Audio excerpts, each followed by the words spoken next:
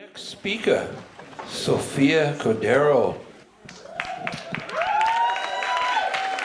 The power of semi-voluntary muscles.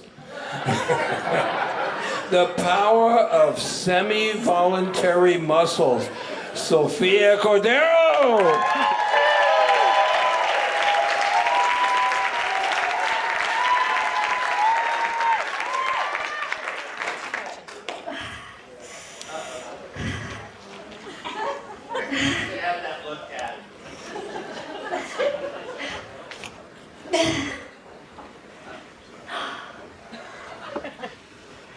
Life is about choices. Good choices, bad choices, and their respective consequences. Let me tell you about the choices I make every day in the bathroom. I choose the toilet. How could I choose any differently?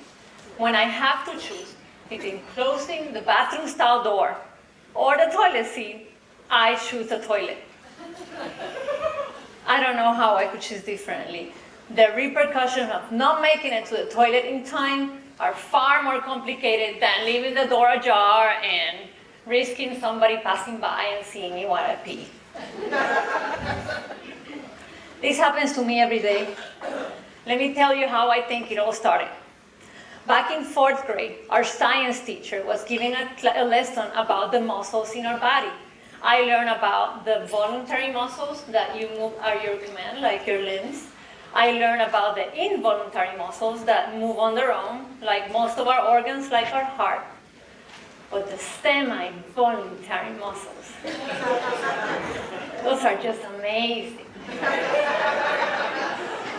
Those are the ones that you can control sometimes, and other times your body will just take over. Like, for example, our eyelids or the sphincter in your anus. How many of you, by a show of hands, have tried to battle against your body in a bad case of diarrhea? How many of those have won? The fact that our body has the capability of taking over and removing trash from our body is amazing.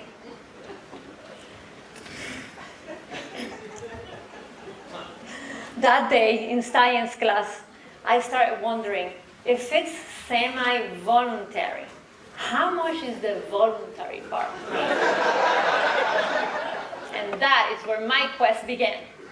I wanted to know how long or how much I could hold on, how I could control my body, how much I could control the muscles in my bladder. Not because I wanted to prove my body wrong or win against my body. I just want to do whatever it is I am doing other than standing up and having to walk and go to the bathroom. That's it. Simple. Over the years, I've used many techniques, what I call the holding techniques. The first one is breathing and focus, where you breathe in and you hold it. Another ones that are more common, where you tap your feet or your leg. They're not very useful. My favorite one is the more childish or natural one, where you just use your hands and you just hold it tight. Hold it. Sometimes I wish I had a peanut so I could pinch it. I have 2 demonstrations for you. The first one is what going to the bathroom should look like. I stand up with enough time. I walk to the bathroom. I open the bathroom stall door. I get in. I close the bathroom stall door and I lock it. I turn around. I pull out the toilet seat cover carefully up, then down, and lay carefully so it doesn't fly away. And but what really happens, Mrs. Overachiever over here had 3 cups of coffee that morning and waited about 30 seconds too late to decide to go. Now I'm sitting on my desk and I can't even stand up. So I use my technique number 1.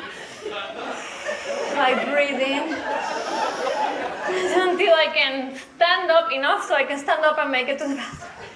So I stand up and I briskly make it to the bathroom. I open the door. I get in. Now the bathroom is all the way out and I had my choice number 1. I had to either step out and go close the door or continue my journey to the toilet. I continue my journey. I get to the seat cover and it breaks apart.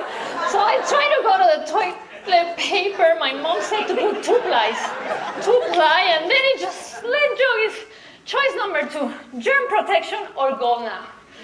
My body knows I'm right here. It's about to take over. I have no option. And I go.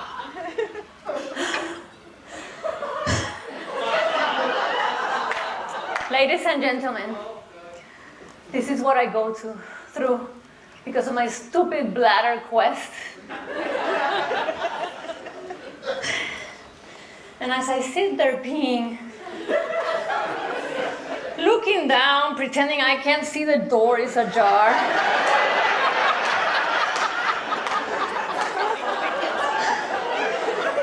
I start thinking about my husband. And all men in general, and how they just unzip, pull out, and pee. That's it. No contact with the urinal. No problem with the bathroom door. Nothing at all. Just go. I had to blame my husband somehow. And I look at the toilet. Who invented the toilet? And for what? It had to be a man, and it was not for peeing. I heard. It was definitely not designed for me.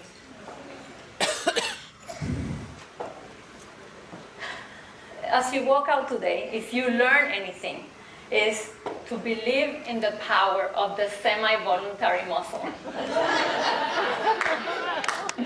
For the ladies in the room, go pee every 2 to 3 hours. Just don't wait until the very end. Remember, the bathroom toilet was not designed for you. And for the men in the room, you lucky bastards.